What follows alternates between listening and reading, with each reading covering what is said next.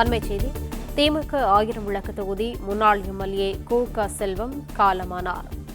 சென்னை போரூர் தனியார் மருத்துவமனையில் அனுமதிக்கப்பட்டிருந்த நிலையில் சிகிச்சை பலனின்றி அவர் உயிர் பிரிந்தது. சென்னை 1000 விளக்கு தொகுதி திமுக முன்னாள் எம்எல்ஏ கு.க. செல்வம் காலமானார்.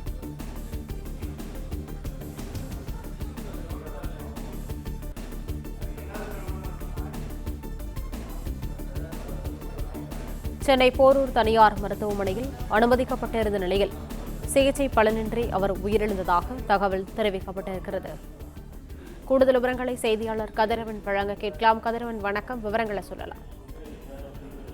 திமுகவில் தலைமை நிலைய அலுவலக செயலாளராக இருந்தவர் கு.க. செல்வம் அவர்கள் சில நாட்களாக உடல்நலக் குறைவு காரணமாக போரூர் ராமச்சந்திரா மருத்துவமனையில் அனுமதிக்கப்பட்டிருந்த நிலையில இன்று அவர் உடல்நிலை குறைவு காரணமாக உயிரிழந்திருக்கிறார். தொடர்ந்து மருத்துவர்கள் கண்காணிப்பு இருந்து வந்த நிலையில சிகிச்சை பலனின்றி அவர் உயிரிழந்ததாக மருத்துவமனை தகவல் தெரிவிக்கப்பட்டிருக்கிறது. குறிப்பா திமுக தலைவர் ஸ்டாலின் உட்பட கட்சியின் மூத்த நிர்வாகியிடம் நெருங்கி பழகியவர்.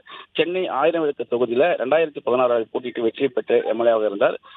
பின்னர் கட்சி பதவி விவகாரத்துல அறிவித்திருந்த அவர் பாஜகவில் இணைந்திருந்தார். அதன் பிறகாக மீண்டும் திமுகவில் அவர் இணைந்து முக்கிய பொறுப்புல வைத்து வந்த நிலையில சற்று சில நாட்களாக உடல்நல குறைவு ஏற்பட்டு அவர் மருத்துவமனையில் அனுமதிக்கப்பட்டிருந்த நிலையில இந்த காலை அவர் உயிரிழந்ததாக மருத்துவமனை தகவல் தெரிவிக்கப்பட்டிருக்கிறது.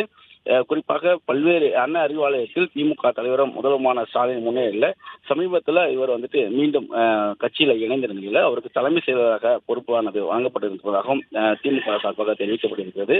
அவரது உயிரிழப்பு அவரது குடும்பத்தினர் மற்றும் அவரது கட்சி நிர்வாகிகளிடையே சோகத்தை ஏற்படுத்தியிருப்பதாகவும் அவரது இரங்கலை அவர்களுடைய கட்சி நிர்வாகிகள் சார்பாக தெரிவிக்கப்பட்டு வருவதாகவும் தெரிவிக்கப்பட்டிருக்கிறது.